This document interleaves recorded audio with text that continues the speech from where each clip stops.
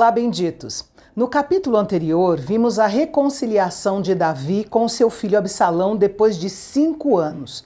Mas Absalão ainda alimentava ambições secretas e estava determinado a tomar o trono de seu pai. Se já houve um homem perfeitamente preparado para ser um demagogo, ou seja, usar o povo para ganhar poder, esse foi Absalão. Ele era o terceiro filho de Davi. O mais velho, Amon, tinha sido assassinado por ele. Sobre Quileabe, o segundo filho, nós não temos nenhuma informação relevante. Então, o mais provável é que Absalão fosse o novo príncipe herdeiro, o próximo na linha de sucessão do trono. Tudo indica que a campanha de Absalão para tomar o trono começou logo depois da reconciliação com o pai, uma vez que a partir de então ele estava livre para ir onde quisesse. Sua primeira providência foi começar a andar em um carro puxado por cavalos e acompanhado de 50 guarda-costas que anunciavam a sua presença.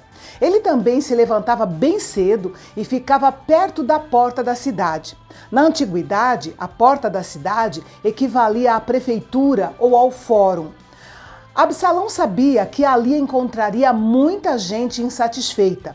Ele cumprimentava as pessoas como se fossem amigas de longa data e descobria de onde vinham e quais eram os seus problemas.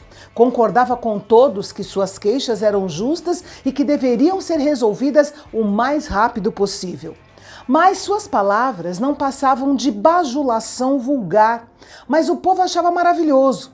Absalão afirmava que poderia cuidar melhor dos assuntos do reino se pelo menos fosse um juiz, o que era uma forma sutil de criticar o rei, o seu pai. Quando as pessoas vinham se inclinar diante dele por ser o príncipe herdeiro, ele estendia a mão para impedir que se curvassem, puxava a pessoa para junto de si e lhe dava um beijo. O versículo 6 diz que Absalão roubava o coração dos homens de Israel pelo fato de ter sangue real, ser muito bonito e carismático.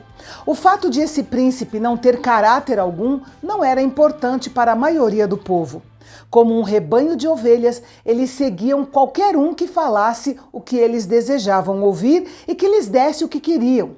O povo era muito facilmente impressionado pela imagem e muito lento para ver ou apreciar a realidade por trás da imagem. Mas Absalão era hábil em projetar aquela imagem clássica de homem do povo. Porém, pelo que sabemos, normalmente ele agia como se estivesse acima do povo, e as leis que se aplicavam aos outros não se aplicavam a ele. Ele sabia que era o mais bonito, o mais bem conectado, que estava em melhor situação e que tinha os melhores instintos políticos do que a maioria das pessoas. E esses instintos políticos fizeram Absalão cultivar cuidadosamente uma imagem excitante e sedutora. E assim ele se tornou mais popular e mais confiável do que o seu pai, o rei Davi. Levou apenas 4 anos para o magnetismo de Absalão reunir um número considerável de seguidores devotos por toda a terra de Israel. E quando viu que o momento certo havia chegado, ele deu um passo ousado e mentiu para o pai, pedindo permissão para ir em Hebrom pagar um voto que tinha feito ao Senhor. Agora, veja o nível de astúcia de Absalão. Ele não precisava da autorização do seu pai para sair de Jerusalém, pois já não estava mais em prisão domiciliar. Mas ele fez questão de pedir permissão por pelo menos 2 motivos. Primeiro, porque poderia dizer a qualquer um que perguntasse que o rei tinha dado permissão para sua ida a Hebrom. E em segundo lugar, dava credibilidade ao seu convite feito aos 200 homens-chave de administração de Davi, que compareceram ao seu banquete em Hebrom sem saber da sua real intenção. O fato de o banquete estar relacionado ao cumprimento de um voto conferiu ao encontro uma certa aura religiosa, pois foram oferecidos sacrifícios ao Senhor. Absalão estava usando o nome do Senhor para ocultar o seu pecado de rebelião. O golpe de mestre dele foi conquistar o apoio de Aitofel, o conselheiro de Davi e avô de Batseba. Quando os convidados o viram no banquete, tiveram certeza de que estava tudo bem. Absalão e Aitofel ordenaram que seus mensageiros ficassem prontos para agir. E quando deram o sinal do som das trombetas, a notícia espalhou-se rapidamente por toda a terra de Israel. Absalão é rei em Hebrom. O mensageiro anônimo que deu a notícia a Davi, na verdade, ajudou a salvar a vida do rei. Por mais apático que Davi estivesse até então, ele entrou imediatamente em ação, pois nos momentos de crise ele sempre mostrava o melhor de si. Sua primeira ordem oficial foi para que sua família, seus oficiais e sua guarda pessoal deixassem Jerusalém imediatamente, pois se Absalão atacasse a cidade, exterminaria todos os seus habitantes. Davi arriscou a sua própria vida e abandonou o trono a fim de proteger os outros. Deixou apenas 10 concubinas para cuidarem do palácio enquanto ele fugia com seu grupo para o lado nordeste, afastando-se de Jerusalém na direção oposta a Hebrom.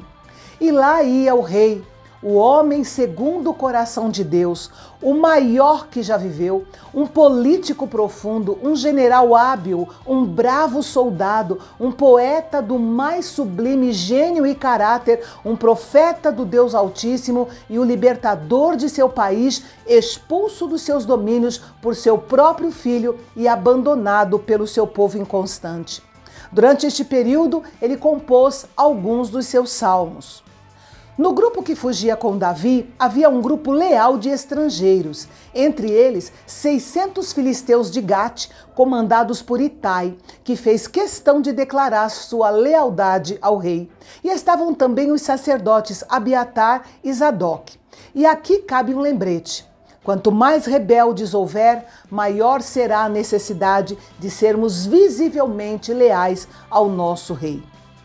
O versículo 23 diz que todo o povo chorava enquanto andava apressadamente. Davi talvez chorasse mais ainda, porque ele sabia que as últimas tragédias eram consequência dos seus pecados.